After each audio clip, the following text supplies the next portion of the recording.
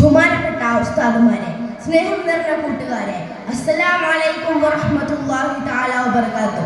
മുത്തനബി മുഹമ്മദ് മുസ്തഫ സ്വല്ലല്ലാഹു അലൈഹി വസല്ലമയുടെ 1500 ജന്മദിനം ആഘോഷിക്കുന്ന ഈ വേളയിൽ മുത്തനബി മുഹമ്മദ് മുസ്തഫ സ്വല്ലല്ലാഹു അലൈഹി വസല്ലമയെ കുറിച്ച് കുറച്ച് കാര്യങ്ങൾ പറയാൻ വേണ്ടിയാണ് ഞാൻ നിങ്ങളുടെ മുന്നിൽ നിൽക്കുന്നത്. നാഥൻ തൗഫീഖ് നൽകുമാറാവട്ടെ. ആമീൻ. ആരാണ് മുത്തനബി മുഹമ്മദ് മുസ്തഫ സ്വല്ലല്ലാഹു അലൈഹി വസല്ലം? മുത്തനബി മുഹമ്മദ് മുസ്തഫ സ്വല്ലല്ലാഹു അലൈഹി വസല്ലമയെ കുറിച്ച് നാം ആദ്യം പഠിക്കേണ്ടത് ആ മരുഭൂമി, ആ ഇരുണ്ട കാലഘട്ടത്തിൽ മണലാൽ അജ്ഞതയുടെയും വിഡ്ഢിത്തത്തിന്റെയും ഇരുട്ടിൽ തപ്പിത്തടഞ്ഞു നടക്കുന്ന ഒരു സമൂഹത്തെ മുത്തനബി മുഹമ്മദ് മുസ്തഫ സ്വല്ലല്ലാഹു അലൈഹി വസല്ലമ വെളിച്ചത്തിലേക്ക് നയിച്ചു.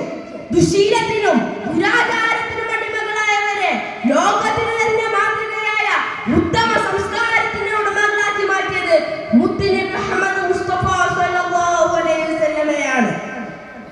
സഹോദരത്തെ കുറിച്ച് ആരും ചിന്തിക്കാത്ത കാലഘട്ടം, ജീവികളെപ്പോഴും വേർതിരിഞ്ഞു കണ്ട കാലഘട്ടത്തെ സ്നേഹത്തോടെയുള്ള സഹോദരങ്ങളാക്കി മാറ്റിയതും മുത്തുനബിയാണ്.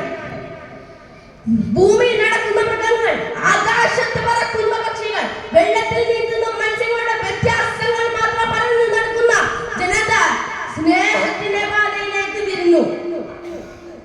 ഒരു പ്രവാചകനുപരി ഒരു ശാസ്ത്രജ്ഞനും ഒരു സാമൂഹിക പരിഷ്കർത്താവുമാണ് മുത്തനബി മുഹമ്മദ് മുസ്തഫ സ്വല്ലല്ലാഹു അലൈഹി വസല്ലം എന്ന് ഡോക്ടർ ബർണാഡോ ഷാ ഒരിക്കൽ പറയുകയുണ്ടായി.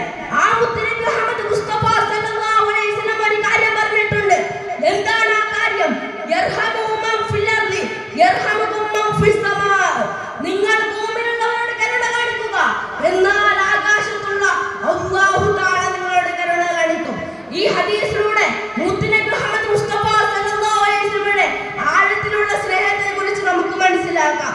മുത്തനബി മുഹമ്മദ് മുസ്തഫ സ്വല്ലല്ലാഹു അലൈഹി വസല്ലമ ലോകത്തിന് വെളിച്ചം പകർന്ന ആ മഹാത്മാവ്, ലോകജനതയുടെ മുഴുവൻ നേതാവാണ് മുത്തനബി മുഹമ്മദ് മുസ്തഫ സ്വല്ലല്ലാഹു അലൈഹി വസല്ലമ. ആ സ്ഥാനം മുത്തനബിക്ക് മാത്രമേ ഉള്ളൂ. ഇത്രയും പറഞ്ഞുകൊണ്ട് എന്നെ കുറച്ച് പ്രസംഗം നിർത്തുന്നു. വആഖിറു ദഅവാനാ അൽഹംദുലില്ലാഹി റബ്ബിൽ ആലമീൻ. അസ്സലാമു അലൈക്കും വറഹ്മത്തുള്ളാഹി തആല വബറകാതുഹു.